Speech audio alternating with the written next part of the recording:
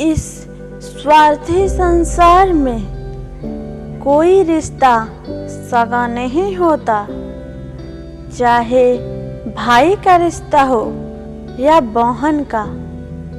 ये वो दौर है जहाँ रिश्ता भी मतलबी हो गया, ना कोई किसी का अपना है, बस पैसा ही सबका सपना है।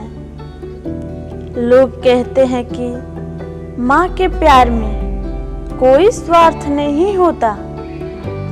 क्या एक माँ दूसरे माँ के बेटी या फिर बेटे को उतना प्यार दे सकती है जितना वो अपने बच्चों को देती है? नहीं।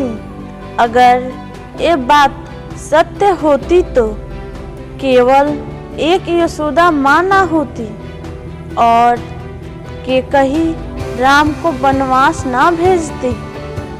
इस पृथ्वी पर हर रिश्ता स्वार्थ के बंधन में बंधा हुआ है। स्वार्थ इंसान को अंधा बना देता है। वो अपना भला बुरा भी भूल जाता है। अपने स्वार्थ में अपनों को दर्द देने से भी नहीं कतराता है। वो इतना अहंकारी हो जाता है कि अपने अंजाम भी भूल जाता है।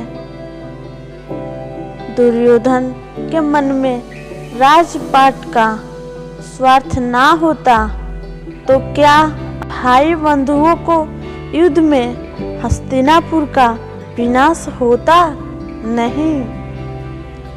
ये बात अटल सत्य है कि जन्म हुआ है तो मृत्यु भी होगी।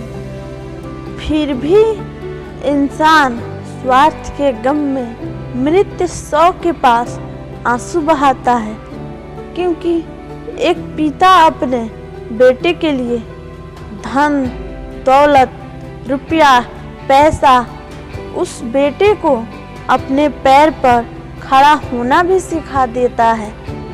फिर वो बेटा अपने पिता के मरने के बाद आंसू बहाए तो वो स्वार्थ नहीं तो फिर क्या है? वो इसलिए रोता है कि मेरे पापा छोड़ गए, अब कौन है? अब मैं कहाँ से कैसे कुछ करूँगा? वो भूल जाता है कि वो तो सब कुछ देकर चले गए। तुम उनके लिए क्या किए? कुछ नहीं। ऐसा ही इंसान होता है। जब तक किसी से मतलब रहता है तभी तक वो आपके सगा बना रहता है। जब तक उसका मतलब खत्म ना हो जाते तो आपसे वो सारे रिश्ते नाते तोड़ देता है। ऐसा ना होता तो एक वृद्ध पिता के मृत्यु पर बेटा ढोल ना बजाता। स्वार्थ होना भी संसार का नियम है, क्योंकि पेड़ पौधे ऑक्सीजन तभी देते हैं जब वो कार्बन डाइऑक्साइड लेते हैं। कभी कभी स्वार्थ होना जरूरी है। इतना ना स्वार्थी होइए कि दूसरों को तकलीफ हो।